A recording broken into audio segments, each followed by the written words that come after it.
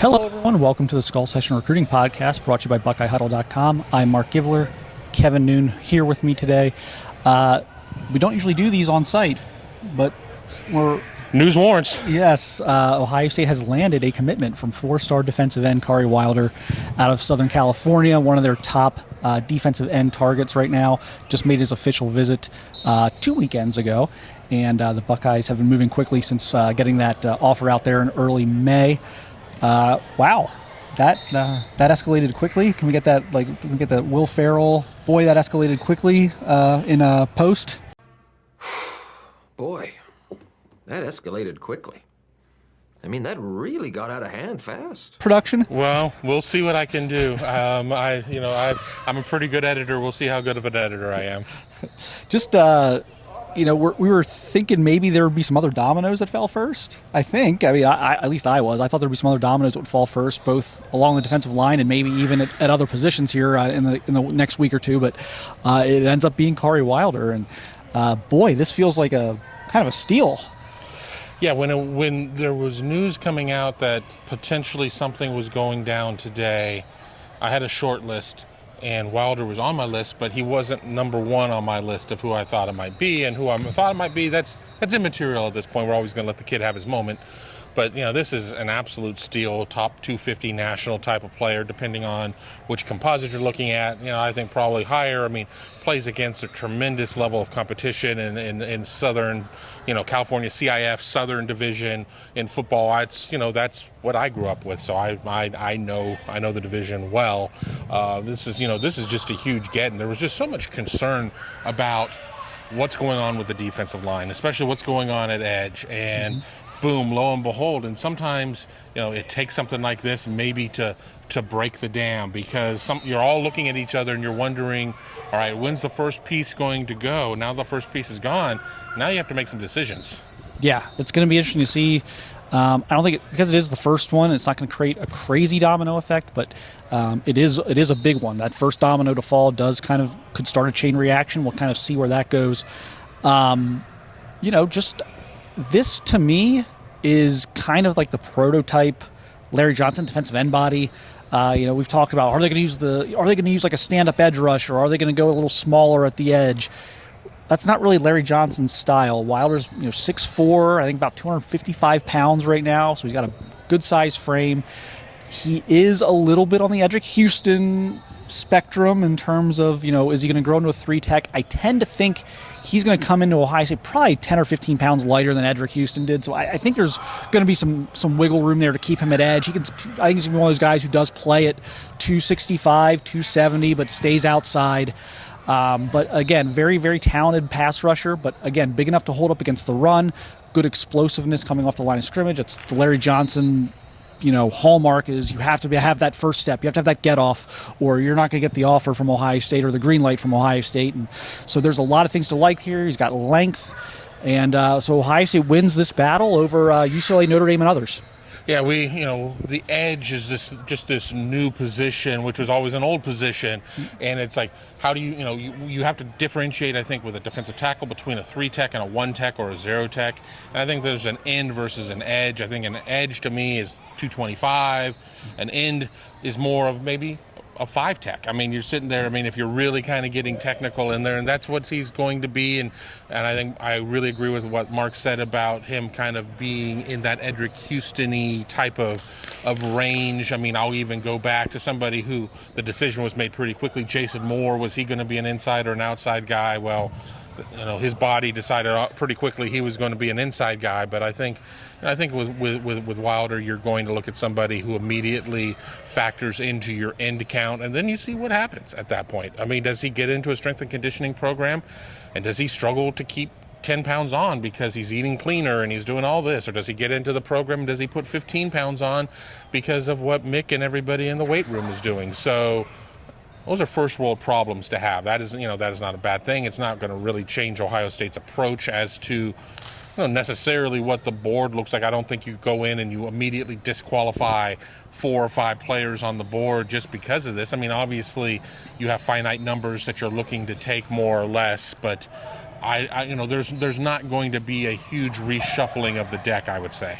Yeah, not yet. I think things are still kind of full steam ahead there, full go on who the targets have been previously, and those are guys. Luke Wafel is a big one out of New Jersey. That's going to be a guy that Ohio State puts a lot of energy in here down the stretch the last few weeks. Probably he may make a decision this summer, so that's something that to watch out for. It looks like it's an Ohio State-Penn State battle right now. I really liked Ohio State coming out of the visit 2 weeks ago. He did take his Penn State visit, obviously, so they're trying to re-solidify this thing for them. So clearly it's kind of those two right now as we're still kind of getting word coming out of that Penn State visit on Wafel. But you've also got Carter Meadows coming in later in the month. That's a huge one for the edge position, defensive end position. So that'll be an interesting one as well. That's a guy they would take in a heartbeat. And so those are the kind of the guys on the edge to look at right now. And then, of course, you've got a plethora of guys inside. J.J. Perez, Florida commit, Glenville prospect, here today at camp where we're recording this. I do very much like Ohio State's chances to flip this one. Again, here at camp, working out for Larry Johnson, has the OV scheduled coming up. I think that's big-time flip watch for the Buckeyes there. You've got Deuce Gerald, who I think is probably coming down to Ohio State, Ole Miss, maybe LSU, but I still like Ohio State there. So there's a lot of irons in the fire right now for Larry Johnson. Yeah, I mean, whenever people are ready to completely write off what's going on there, things bounce back. But, I mean, it's so important to hit the number. I think the number will get hit this year. I think they're just in so much better shape in terms of what the board looks like. Now, I'm not necessarily going to sit there and circle 5 names and say these are the ones I'm most confident on, because things change, and we're in a world that's constantly changing the way that business is being taken care of and everything else. I mean, obviously, I feel really good about a Deuce Gerald, somebody like that. Why has it always got to be Ohio guys and the University of Florida? As I keep going back and I can't stop thinking about Jerome Baker. It's got a similar feel where it's like when everyone was kind of like, oh, he's going to Ohio State, and then as it got close to that kind of surprise, I was like, oh my gosh, he's going to go to Florida. He's really going to go to Florida. And then it's like, is he really going to go to Florida, though, after he commits? Is he actually going to sign with Florida? We expressed some skepticism of that when we did the podcast shortly after his commitment. And sure enough, this has moved very quickly back toward Ohio State. We'll see what happens. Nothing's happened yet, but I like how if you knew nothing else about this, just the fact that he's working out here today at a camp and then making his official visit would tell you something. But I've talked to some few people here at camp as well, and I think there's a very strong vibe that he's on serious flip watch over the next couple weeks at some point. Well, there's one thing to take an OV. I mean, we just learned over the last 24, 36 hours, Justice Fitzpatrick is going to take an OV to Ohio State, but taking an OV to Ohio State after committing and also working out, I mean, they're taking an official visit and going around and having pizza and going and getting the steak dinner and getting the tour and everything else. But going out there, and it's kind of a rainy, crummy day. It's not super hot here right now, but any time that you go out there and you have to put the helmet on and you're running around, that means something there. So I agree. I think that J.J. Perez is somebody to keep an eye on. I told people as well, even outside of the Skull Session recruiting podcast that we did, that this one ain't done yet. I'm not saying it's necessarily going to be Ohio State, though I think it will be, but I don't think it's going to be Florida. And nothing is moving me off of any of those sentiments right now.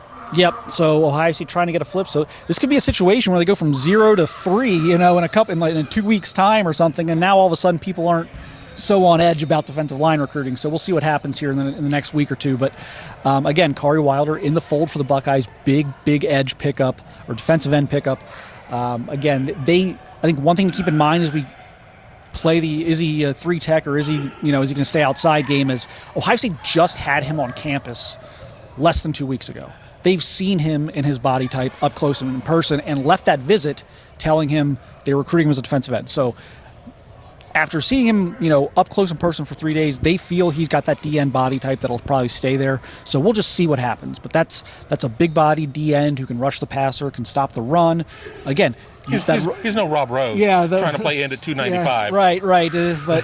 But and maybe even that Rushman package, that we see, maybe see him slide inside. They haven't used that had to use it quite as much the last couple of years. I think they were pretty happy with guys like Mike Hall and Tyleek Williams and their ability to get after the quarterback. You run the rushman because you need to run the rushman. I mean, when you don't need to run it, I think things are going fine. If it ain't broke. Right. So Wilder's going to give them a lot of different looks along the defensive line if needed, and brings a very wide, versatile skill set. So big time pickup for the Buckeyes. I'm not going to go like full relax about defensive line recruiting yet. It's only one. I can't scold everybody over one commitment, but let's see what happens next week or two. This may look pretty good by the end of the month. Yeah, I think things are trending in the right direction, and we know that June is really kind of a month where some fireworks can start, because a lot of players want to decide before the start of their senior season. And no, that doesn't mean you have to decide in June, but everybody has a lot of data coming off of their official visits. Things are fresh at that point, and then you get into July, as we've got a lot of screaming going on. We're testing how good these mics are at this point.